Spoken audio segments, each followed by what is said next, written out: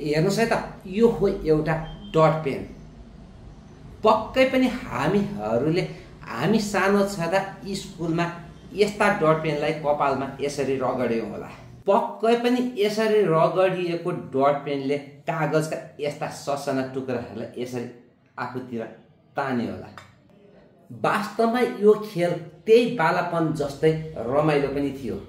यस्तो प्रयोग पहिलोपल्ट ग्रिक दार्शनिक थेल्सले गरेका थिए, त्यो पनि ईसापूर्व 600 तिर, मतलब आजभन्दा 2600 वर्ष पहिले। त्यो बेला रगड्नको लागि डट पेन त हुँदैन थियो, तर उनले अम्बर नाम गरेको एउटा रुखको चोपबाट वर्षौँ लागेर बनेको ढुङ्गालाई उलनसँग रगडेका थिए र त्यसले झारपातका साना टुक्राहरूलाई तानेको थियो। हो, त्यहाँनिर उनको अवलोकनमा केही विज्ञान देखियो अनि उनले प्रकृतिलाई देवता होइन, कारण र नियमको दृष्टिकोणबाट हेरिनुपर्छ भन्ने सोच सुरु गरे। त्यही सोचको कारणले नै अहिले हामी यस आधुनिक संसारमा छौँ। विज्ञान र प्रगतिको क्षेत्रमा यति ठुला पाइलाहरू चाल्न सफल भएका छौँ। यसपछि यो घटना एउटा रहस्यको रूपमा रहन गयो र यसको वैज्ञानिक कारण केही पनि थाहा नभए पनि एकले अर्कोलाई ज्ञान हस्तान्तरण गर्दै हामी सन् 1600 मा आइपुग्छौँ। 16औं शताब्दीमा विलियम गिलबर्टले एउटा डी म्याग्नेट भन्ने पुस्तक लेख्छन्। त्यस पुस्तकमा उनले हाम्रो पृथ्वी नै एउटा ठुलो चुम्बक रहेको बताउँछन् अनि विद्युत र चुम्बकलाई छुट्टै व्याख्या गर्दछन्। त्यतिन्जेलसम्म यस्तो इफेक्ट र एउटा चुम्बकीय इफेक्ट एउटै भन्ने मानिसहरूले ठान्दथे। अनि यसै पुस्तकमा पहिलोपल्ट उनले इलेक्ट्रिकस भन्ने शब्द प्रयोग गर्छन्। कालान्तरमा त्यो इलेक्ट्रिसिटी बन्न पुग्छ। त्यसपछि विद्युत युग सुरु भयो अनि 1660 मा जर्मनीका अट्टो भोनले पहिलोपटक इलेक्ट्रोस्ट्याटिक जेनेरेटर बनाए। त्यस जेनेरेटरले घर्षणबाट विद्युत उत्पादन गर्थ्यो बिना अम्बर। त्यसपछि 1729 मा बेलायतका स्टेफन ग्रेले विद्युत प्रवाह कसरी फैलिन्छ भन्ने अध्ययन गरे। उनले पदार्थहरूलाई कन्डक्टर र इन्सुलेटर भनेर दुई भागमा वर्गीकरण गरे र कन्डक्टर र इन्सुलेटर भन्ने शब्द प्रयोग गर्न थाले। अनि 1733 मा फ्रान्सका चार्ल्स डु फे उनले पोजिटिभ र नेगेटिभ दुई प्रकारका चार्ज हुन्छन् भन्ने कुराको व्याख्या गरे।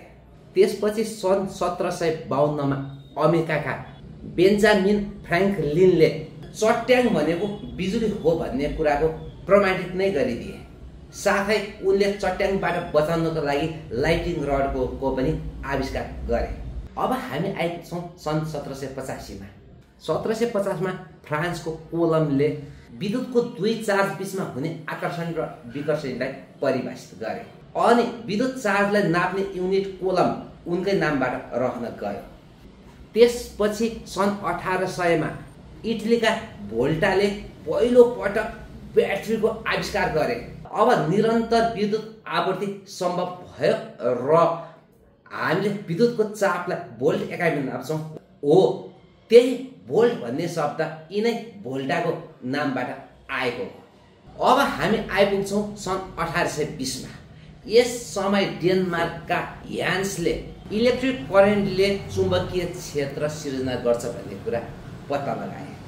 यहाँबाट इलेक्ट्रोम्याग्नेटिजमको सुरुवात भयो, जसलाई हामी विद्युत र चुम्बकत्व भनेर पढ्ने गर्छौँ। हुँदै गर्दा हामी 1821 मा पनि आइपुग्यौँ। यहाँ बेलायतका माइकल फ्याराडेले इलेक्ट्रिक मोटरको सिद्धान्त देखाए। अब 1874 मा फ्रान्सका वैज्ञानिक एम्पियरले विद्युत धारा र चुम्बकत्वको सम्बन्ध परिभाषित गरे। विद्युत धारालाई एम्पियर एकाइमा नापिन्छ। हो, त्यही एम्पियर भन्ने शब्द उनैको नामबाट आएको हो। अब 1864 मा स्कटल्यान्डका म्याक्सवेलले विद्युत चुम्बक र प्रकाशलाई एउटै नियममा समेटे।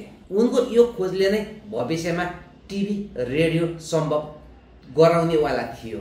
अब 1879 यहाँसम्म हामीले जति पनि विद्युतमा अध्ययन अनुसन्धान गरेका थियौँ त्यो खाली विज्ञानको रूपमा मात्र सीमित थियो। यसलाई व्यावहारिक जीवनमा दैनिक जीवनमा हामीले प्रयोग गर्न सकेका थिएनौँ। यसैलाई व्यावहारिकरण 1879 मा थोमस एल्वा एडिसनले पहिलो पटक एक व्यावहारिक बिजुलीको बल्ब बनाए अनि डिसी करेन्ट घर घरमा सप्लाई गरेर संसारलाई अँध्यारोबाट उज्यालोतिर उन्मुख गराए।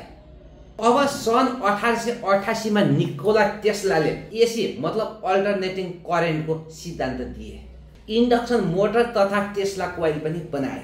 आजको विद्युत प्रणाली पनि एसी नै हो। त्यस्तै उनले नै 1890 मा पावर प्लान्टहरू बनाए र सब स्टेसनमा ट्रान्सफर्मर राखेर हाई भोल्टेज बनाएर टाढा टाढासम्म सस्तोमा बिजुली पुर्याउन सफल भए। अब 1904 मा बेलायतका जोन फ्लेमिङले पहिलो पटक भ्याकुम ट्युब बनाए। त्यस ट्युबले एउटा डायोडको काम गर्दथ्यो। त्यो ट्युब बनेपछि एसीलाई सजिलोसँग डिसी बनाउन सम्भव भयो। त्यसपछि 1906 मा अमेरिकाका ली डे फरेस्ट उनले पहिलो पटक भ्याकुम ट्रायोड बनाए मतलब ट्रान्जिस्टर। अब सुरु हुनेवाला थियो रेडियो टेलिभिजनको युग। अब 1921 मा आइपुग्छन् अल्बर्ट आइन्स्टाइन। उनले फोटो इलेक्ट्रिक इफेक्टलाई व्याख्या गर्छन् मतलब प्रकाशलाई पनि धारा विद्युतमा रूपान्तर गर्न सकिन्छ भनेर पत्ता लगाउँछन्। उनको यही खोजले उनलाई एउटा नोबेल पुरस्कार जिताउन पनि सफल हुन्छ। अनि 1930 देखि इलेक्ट्रोनिक्स युग सुरु भएको मानिन्छ। कारण त्यही बेलादेखि त हो नि हाम्रो घर घरमा रेडियो टिभी फ्रिज आउन पुग्न सफल भएको। नेपालमा चाहिँ होइन है। फेरि अब समय अगाडि बढ्दै जान्छ। सन् 1947 मा अमेरिकाको बेल ल्याबले सलिड स्टेट ट्रान्जिस्टरको आविष्कार गर्छ। अनि यस्ता सलिड स्टेट ट्रान्जिस्टरले भ्याकुम ट्युबलाई रिप्लेस गर्छ। जसले गर्दा केही वर्षमै पकेट रेडियो बनाउन मानिसहरू सफल हुन्छन्। अनि इलेक्ट्रोनिक्स उपकरणहरू सस्तो सानो र बलियो हुन थाल्छन्। अनि त्यसपछि 1950 देखि 60 को दशक यो समय मानिसहरूले कम्प्युटर र राडार तेज गतिमा विकास गर्छन्। अनि 1971 मा इन्टेलले पहिलो माइक्रो प्रोसेसर बनाउँछ। त्यस माइक्रो प्रोसेसरले गर्दा कम्प्युटर घडी र क्यालकुलेटरलाई अझ स्मार्ट बनाउँदै लैजान्छ। अझ हामी विकसित हुँदैछौँ। अनि 1980 देखि डिजिटल रिभोल्युसन सुरु हुन्छ मतलब डिजिटल सृष्टि। 1990 देखि मोबाइल फोन र इन्टरनेटको पनि विकास हुन थाल्छ। अब 2000 मा आएर स्मार्ट डिभाइसको युग सुरु हुन्छ मतलब स्मार्टफोन, स्मार्ट टिभी इत्यादि। अब सन् 2020 देखि नयाँ युग सुरु हुन्छ ग्रिन इनर्जी र एआई। ग्रिन इनर्जीको युगले इलेक्ट्रिक भेहिकलहरूलाई अझ स्मार्ट बनाउँदै लैजान्छ। अनि अहिलेसम्म हामीलाई हेर्नको लागि टेलिभिजन, सुन्नको लागि रेडियो, बोल्नको लागि टेलिफोन अनि यताउति हिँड्नको लागि इभी त भयो। तर सोच्नको लागि केही पनि थिएन नि। अहिले सोच्नको लागि पनि एआई आइसकेको छ र हामी धेरै विकसित भइसकेका छौँ। कुनै बेला लाग्थ्यो रेडियो टिभी देख्दा मान्छेले गर्न बाँकी केही पनि छैन र हामी बाँच्दै गयौँ, देख्दै गयौँ। त्योभन्दा कति अगाडि संसार बढिसकेको छ। यहाँसम्म आइपुग्दा विगत 2600 वर्ष पहिलेदेखिको विद्युतमा रहेको यो इतिहास हेर्दा सुन्दा हामी प्रष्ट हुन्छौँ कि जिज्ञासा नै विज्ञानको जननी हो।